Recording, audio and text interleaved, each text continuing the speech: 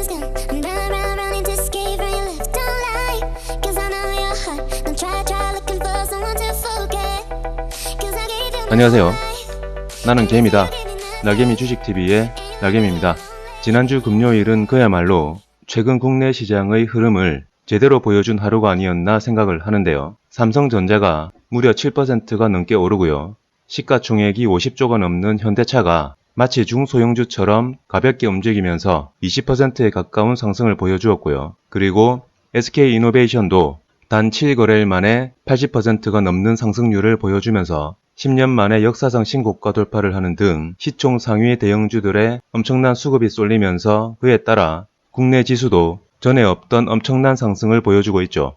이러한 단기 급등 현상은 그동안 국내 주식시장에서 중소형주들만의 전유물로 여겨져 왔었는데, 엄청난 개인의 유동자금을 필두로 개인이 차익 실현을 하면 외국인과 기관이 그 물량을 받아내는 선순환의 흐름을 보여주면서 급등주는 중소형주라는 공식을 완전히 무너뜨리고 있는 상황인 것 같습니다. 다음 주에는 드디어 셀트리온의 코로나 항체 치료제의 임상 2상 결과 발표가 있는데요. 따라서 이번 영상에서는 우선 거시적인 관점에서 최근 국내 시장이 역대급 대세 상승장인 이유에 대한 제 생각을 말씀을 드리고요. 다음으로 제가 활용하는 중장기 종목 선정 기준을 바탕으로 왜 셀트리온이 향후 핵심 주도주가 될 수밖에 없는지에 대한 제 의견을 말씀드리도록 하겠습니다. 그 전에 우선 당부의 말씀을 하나만 드릴 게 있는데요. 최근 엄청난 개인 수급으로 인해서 지수가 급등의 모습을 보여주고 있죠. 저는 이러한 상승의 중요한 이유 중 하나가 바로 공매도의 금지라고 생각을 합니다. 작년 3월부터 1년 동안 공매도 금지를 할 수 있었던 것은 바로 한투연이 있었기 때문이죠. 따라서 영상을 시청하시는 모든 분들은 잠시 영상을 일시 정지를 하시고 1, 2분만 시간을 내셔서 아래 댓글에 올라와 있는 한투연 가입과 공매도 금지 국민청원 두 가지를 반드시 해주시길 부탁드립니다. 점차적으로 주식을 하시는 개인 투자자분들이 늘어날 것이기 때문에 우리의 피 같은 재산을 지키기 위해서 반드시 한투연에 가입을 하셔서 한투연에서 진행하는 각종 청원에 꼭 참여하시길 부탁드립니다. 저는 이미 이전 채널에서도 역대급 대세 상승장이 오고 있는 이유에 대해서 여러 번 언급해 드린 적이 있는데요. 이번 영상에서 3가지 정도로 요약을 해서 말씀을 드리도록 하겠습니다. 화면에 보시는 차트는 국내 코스피 지수의 주봉을 좁혀놓은 것인데요. 제가 생각하는 대세 상승의 첫 번째 이유는 바로 대시세 사이클이 도래했다는 것입니다. 저는 국내 시장의 큰 대세 상승은 총 2번이 있었다고 생각을 하는데요. 첫 번째는 1985년 131포인트에서 1989년 1000포인트까지 4년 동안 무려 10배 정도의 상승을 했던 구간이고요. 그 이후 14년 만인 2003년 500포인트 근처에서 2007년 2000포인트까지 4년 동안 4배 정도의 상승을 했던 구간까지 총 2번의 큰 대세 상승이 있었다고 생각을 합니다. 그리고 때마침 올해가 이전 대세 상승의 끝물이었던 2007년에서 정확하게 14년째 되는 해이기 때문에 시기적으로는 14년 주기의 큰 시장의 사이클이 돌아왔다는 것이 제 의견입니다. 최근 14년 동안 국내 기업들이 엄청난 성장을 했던 반면 지수는 박스권 행보를 하면서 제대로 된 평가를 받지 못했는데요. 이번 대세 상승 기간 동안은 좋은 기업들을 포함해서 국내 주식시장은 외국인들에게 제대로 된 평가를 받을 것으로 생각을 합니다. 물론 최근에는 단기적으로 많이 올랐기 때문에 조정을 하면서 그 과정에서 단기적인 급락을 할 수도 있지만 이전 대세 상승의 전례로 봐서는 적어도 2, 3년 동안은 상승 추세가 지속될 것으로 예상이 되니 그런 조정의 과정에서는 두려워하지 마시고 좋은 종목들을 과감하게 물량 확보의 관점으로 접근하시는 게 좋을 거라고 생각을 합니다. 제가 생각하는 대세 상승의 두 번째 이유는요. 바로 전무후무한 수급의 상황인데요. 2008년 세계 경제 위기로 인한 외국인들의 폭탄 매도세로 인해서 2009년 초반 외국인의 누적 순매수량은 보시는 대로 마이너스를 기록했죠. 하지만 이후 외국인은 코스피 지수의 투자 주체가 되면서 개인의 수급과 상관없이 외국인이 사면 오르고 외국인이 팔면 지수가 빠지는 흐름이 10년 넘게 지속되고 있었는데요. 하지만 작년 1월부터 외국인의 매도세가 점점 늘어나기 시작하더니 작년 3월에는 코로나 사태를 핑계로 역대급 매도폭을 기록하면서 최근 외국인의 누적 순매수량은 10년 전의 수치로 돌아가 버렸는데요. 여기서 중요한 것은 작년 3월부터 개인 투자자들의 공격적인 매수로 인해서 지수는 10개월 만에 1500포인트 근처에서 3000포인트까지 2배가 넘는 상승을 기록했다는 것이죠. 따라서 지금이 벌써 상투라고 생각하시는 분들이 계실 수 있는데요.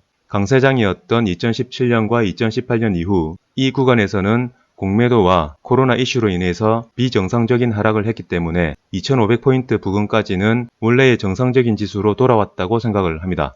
따라서 저는 2500포인트부터가 진정한 대세 상승의 시작이라고 생각을 하는데요. 그 근거로는 최근 외국인의 수급 상황에 있죠. 지수가 3000포인트까지 올라왔지만 외국인의 누적 순매수량은 아직 바닥이기 때문인데요. 2009년 외국인의 수급이 바닥인 상태에서 본격적으로 매수를 하기 시작하면서 이후에 지수가 크게 상승을 했던 전례를 봐서는 외국인과 기관이 본격적으로 매수를 하는 순간부터가 진정한 대세 상승의 시작이라고 생각을 합니다. 그리고 올해부터는 신흥국 시장에서 특히 한국의 외국 자본의 유입이 늘어날 것이라는 전망도 있어서 국내 시장의 강한 흐름이 이어질 것이라는 게 제 의견입니다. 따라서 셀트리온을 포함해서 최근 급등을 보여주고 있는 주도주들이 조정을 하더라도 두려워하실 필요가 없다는 것을 말씀드리고 싶습니다. 제가 생각하는 대세 상승의 마지막 이유는 바로 정부의 정책인데요. 불변의 주식 격언 중 하나가 바로 정부의 정책에 맞서지 말라는 것이죠. 2003년 당시 노무현 대통령이 펀드에 가입을 해서 적극적으로 홍보를 하면서 국내 지수가 4년간 500포인트에서 2000포인트까지 상승을 했는데요. 문재인 대통령과 법무부 장관 후보인 박범계 의원도 필승 코리아 펀드를 만들어서 1년 5개월 만에 80% 이상의 수익을 올리고 있고요. 이낙연 민주당 대표도 최근 주식시장이 국민의 재산 증식의 무대가 되게 하겠다는 발언을 하면서 향후 주식시장의 전망을 더욱더 밝게 했는데요. 부동산의 강력한 규제로 인해서 엄청난 부동산 자금이 주식시장으로 들어오고 있는 것도 주식시장의 향후 전망을 밝게 하는 중요한 이유 중 하나라고 생각을 합니다. 또한 대세 상승 시기에 맞춰서 한투연이 생겨나면서 그동안 국내 시장의 발목을 잡아왔던 공매도 제도를 강하게 압박을 하면서 최근 상승을 이끌고 있죠. 따라서 개인 투자자들의 영향력이 어느 정도 약해지면서 최근 급등에 대한 조정이 어느 정도 이루어지면 이후에는 외국인과 기관의 주도하에 지수는 안정적으로 우상향할 것이라고 생각을 합니다.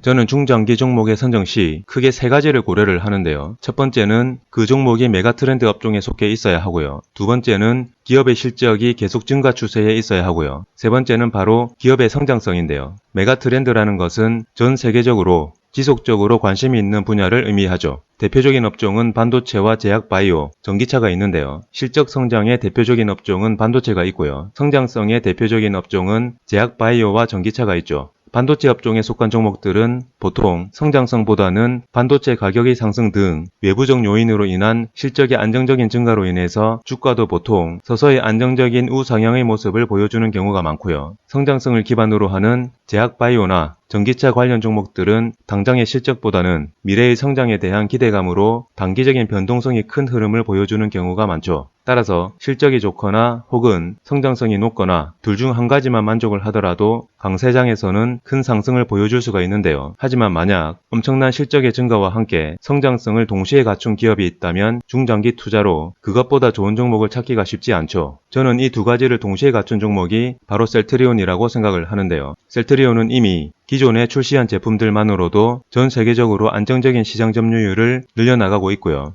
올해부터는 매출을 예상하기가 힘든 코로나 치료제의 판매도 앞두고 있고요. 그리고 전 세계 시장 규모가 대략 25조 원인 휴미라의 고농도 버전 바이오시밀러도 올해 3월부터 유럽에서 판매가 들어갈 예정이고요. 이후에도 매년 1개 이상의 바이오시밀러 출시를 목표로 하면서 2025년에는 세계 탑 종합제약바이오 기업의 대열에 합류하는 것을 목표로 하고 있죠. 그리고 셀트리온의 또 한 가지 특이한 점은 다른 일반적인 종목들과는 다르게 셀트리온의 주포는 바로 공매도 세력들이라는 건데요. 조정 구간에서는 비록 많은 주주분들을 힘들게 하지만 한번 상승을 하게 되면 그 어떤 종목들보다 강하고 빠르게 상승시킬 수 있는 것 또한 공매도 세력들이기 때문에 다음 주부터는 강세장 속에서 엄청난 실적의 증가와 성장성을 동시에 겸비한 셀트리온의 향후 흐름이 재미있어질 것이라고 생각을 합니다. 그리고 최근 코스피 대형주들의 신고가 랠리 속에서 유독 셀트리온만 소외되어 있는데요. 따라서 그런 대형주들의 조정 과정에서 만약 지수도 조정을 하게 되면 오히려 셀트리온 삼형제로 수급이 몰려서 나홀로 상승을 할 가능성도 높다고 생각을 합니다.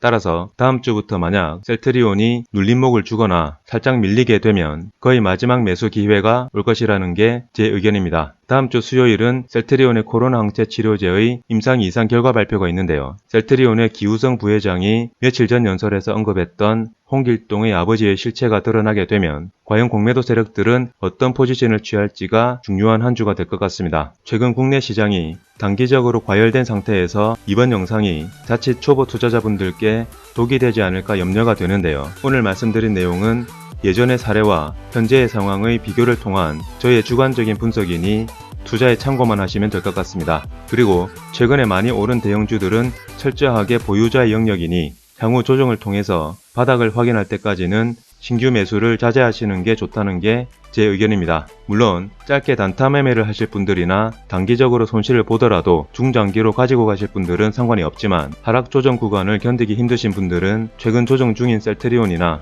이전 영상들에서 소개시켜드린 종목들 중 아직 상승하지 않은 종목들을 매수해 보시는 것도 괜찮을 거라고 생각을 합니다. 다음 주 목요일은 올해의 첫 옵션 만기일인데요. 시장의 수급 변화에 있어서 중요한 한 주가 될 것 같습니다. 그러면 이번 영상은 여기서 마치도록 하겠습니다. 한파가 강력한데요. 아무쪼록 감기를 비롯해서 외출 시에도 조심하시길 바라겠습니다. 지금까지 날개미 주식TV의 날개미였습니다. 감사합니다.